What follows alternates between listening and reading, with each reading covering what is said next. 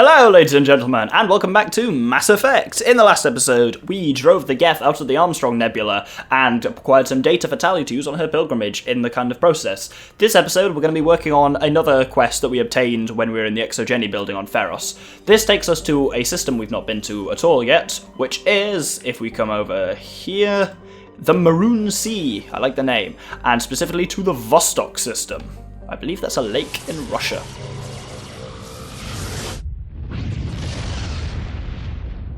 Or it's, no, is it a lake in Russia? Or is it a lake in Antarctica that was discovered by Russia? Something like that. It's definitely has a lake and Russia are involved in it. Anyway, if we come up here, first things first, there is an asteroid, which we can scan. And that reveals a large deposit of palladium. As I say, we've been missing those heavy metals. They're not as prevalent as some of the other ones. But we're building up a connection, slowly and surely. If we scan Pataton, that sounds like potato. Scans of Pataton reveal a strange unmanned vessel in orbit around the planet. There we go. Tali brought it aboard and determined it was Asari made, but very old. She discovered several ancient artifacts inside the vessel, including one of Matriarch Dylanaga's writings. Yay, we are definitely getting some of these collections, it feels like. But the planet of interest is this one, Nodacrux, which was, I believe, the Investigate shipment. Or was it Investigate samples? We've got an active distress beacon on the planet below, Commander. No message, just a locator signal. Yeah, it was one of those two missions, either Investigate samples or Investigate... Oh, no, it was Investigate facility? I don't know. The mission is now, though, now we've got that kind of little thing, it's renamed UNC ExoGeni Facility, so let's land on Nodacrux.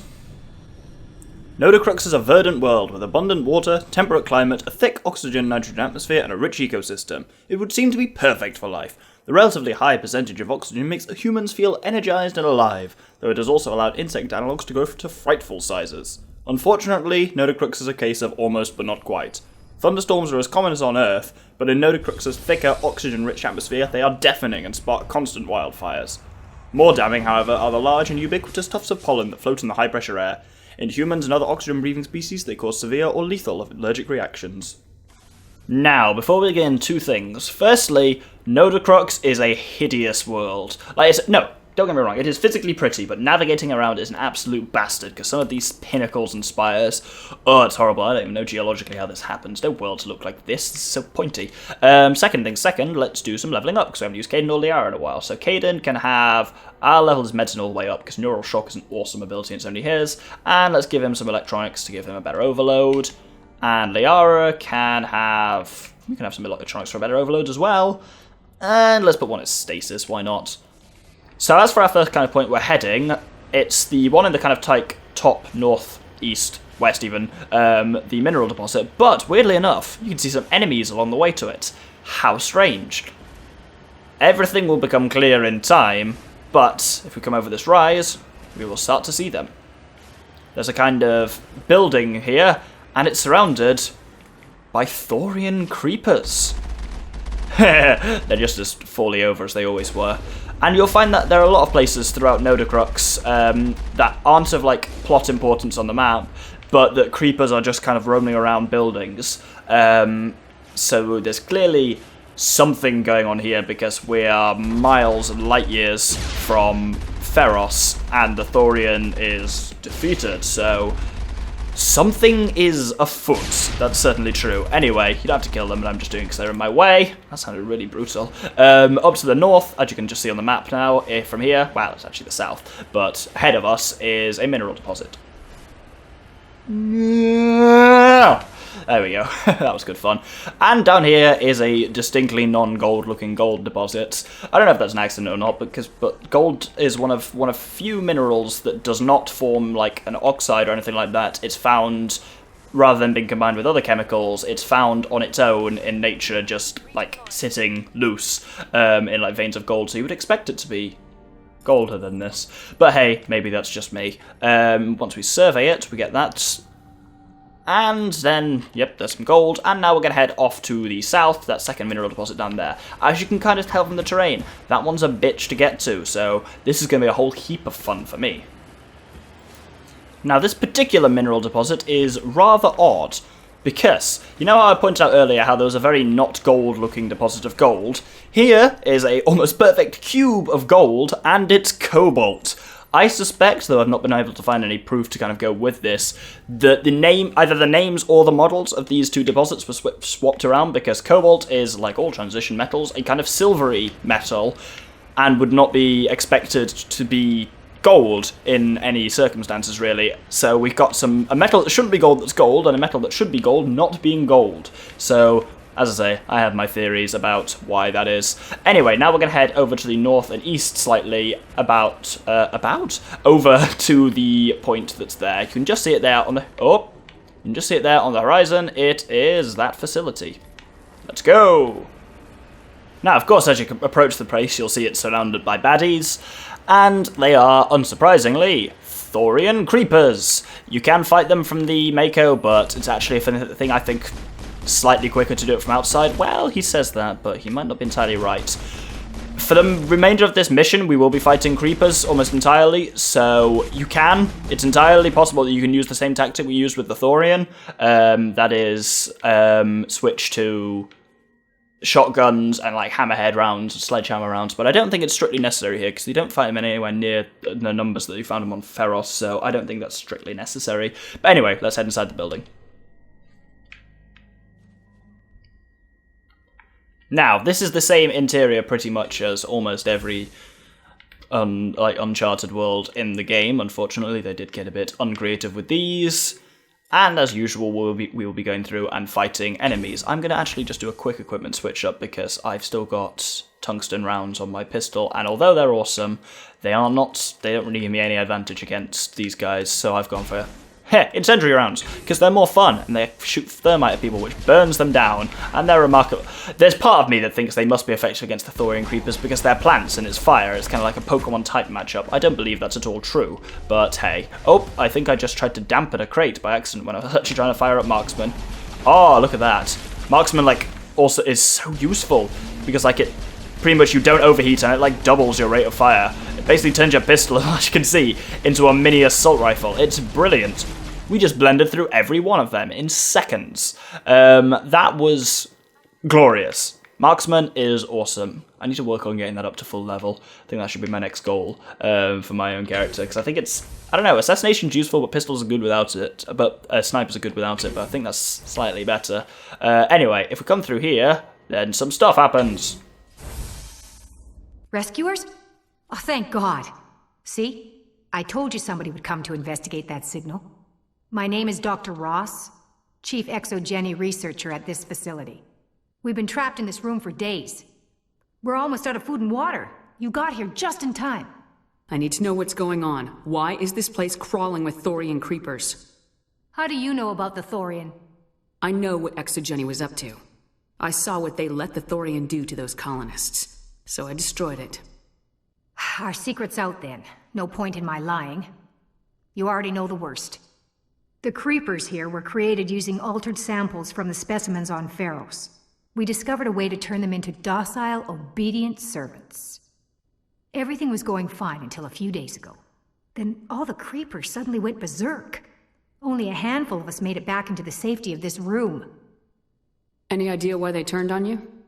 Maybe there was still some kind of link between the creepers and the Thorian back on Pharos. The Thorian was unlike any other life form we've ever studied. I can't explain how, but maybe when it died, it somehow set off the creepers here. I've heard all I need to. Look, I know what we did here was wrong. I'll admit that. But it's over now. There's no sense reporting this to the authorities, right? You were in charge of this project. The safety of the staff was your responsibility. They trusted you, and you betrayed that trust. Be reasonable. I didn't mean for this to happen. Besides, how does it help anyone if I end up in jail? Normally ExoGeni would have my back, but it sounds like they're going to have their hands full cleaning up the mess on Pharos. But I've got money. A nice little emergency fund I set up. It's yours if you let us go. So as you can see, we're given a bit of a choice. If we select OK and take the bribe... Deal. Get the hell out of here. You made the smart choice, Commander.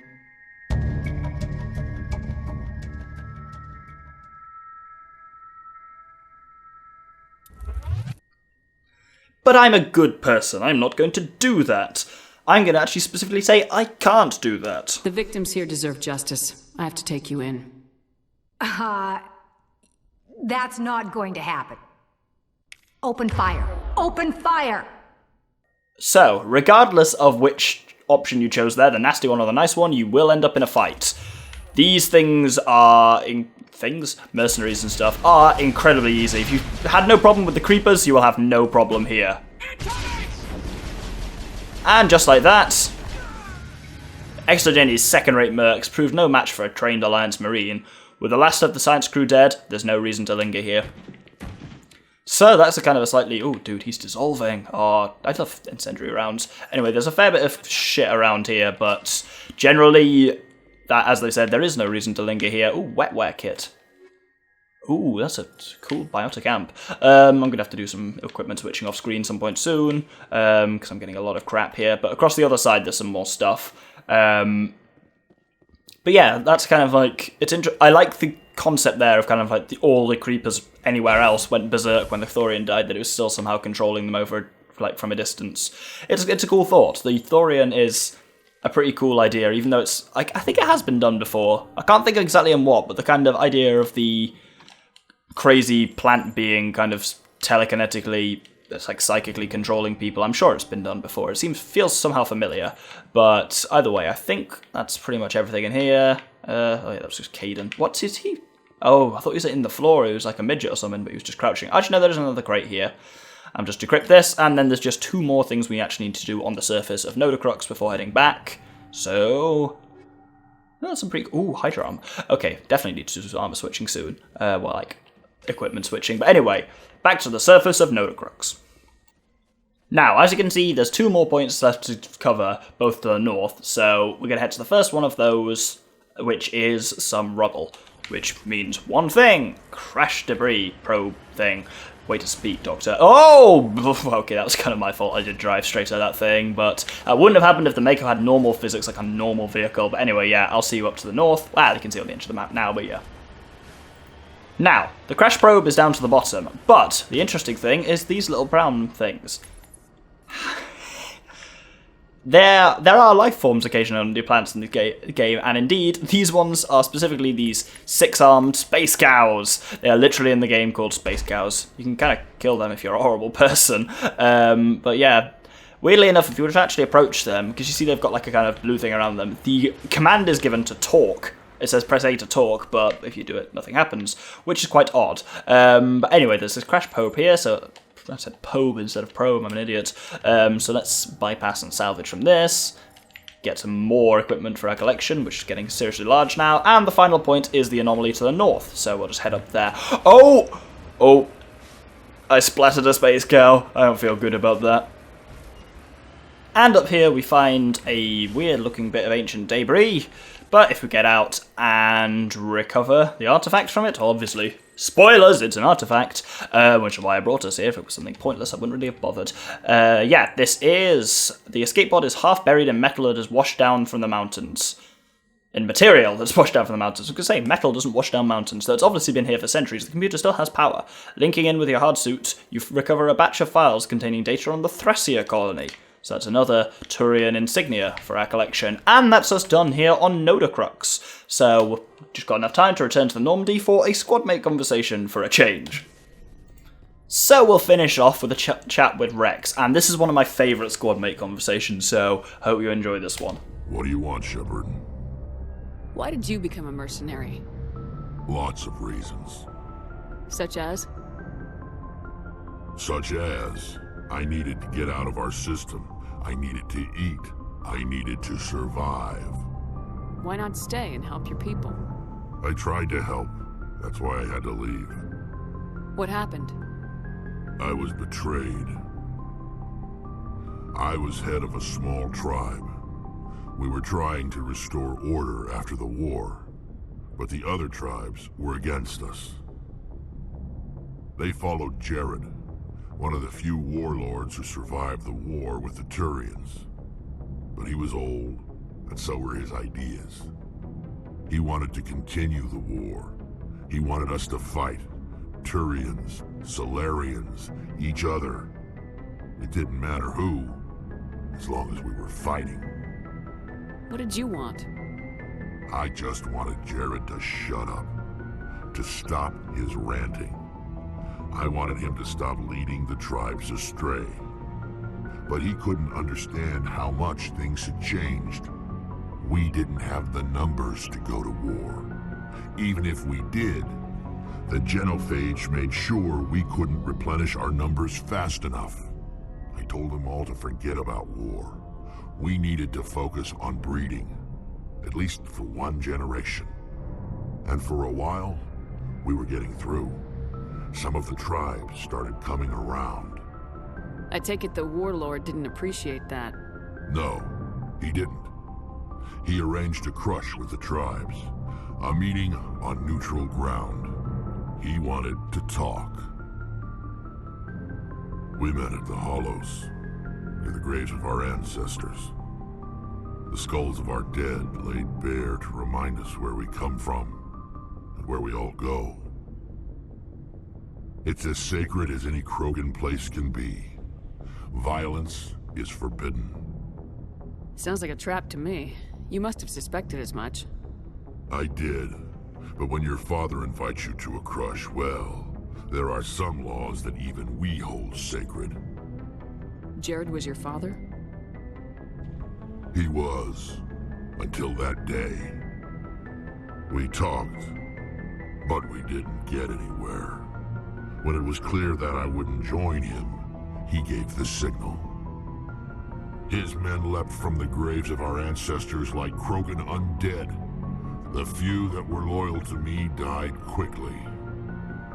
I escaped with my life, but not before I sank my dagger deep into my father's chest. That is why I left, and that's why I'll never go back. So long, Rex. Shepard. That one here, like I've said, is one of my favourite squad mate conversations because it's really interesting to give background on like not only Rex but also the Krogan as a whole. Really interesting. As I say, squad mate conversations, unnecessary but good if you've got the time for them. Really, I would recommend them, which is why I'm showing them off so much. But anyway, we've had a successful episode. We went to the planet Nodacrux and took out a kind of ExoGeni research building there. They're almost as bad as Cerberus with their kind of nasty messings around. And that's a similar kind of thing we're going to be doing in the next episode, because we got another mission that takes place, that we got from the ExoGeni building on Feros, that takes place in this same system, the Maroon Sea. So that's what we'll be doing next episode. So thank you very much for watching. I've been the Doctor, the Infamous Gentleman, and this has been Mass Effect. Thank you very much, and good day.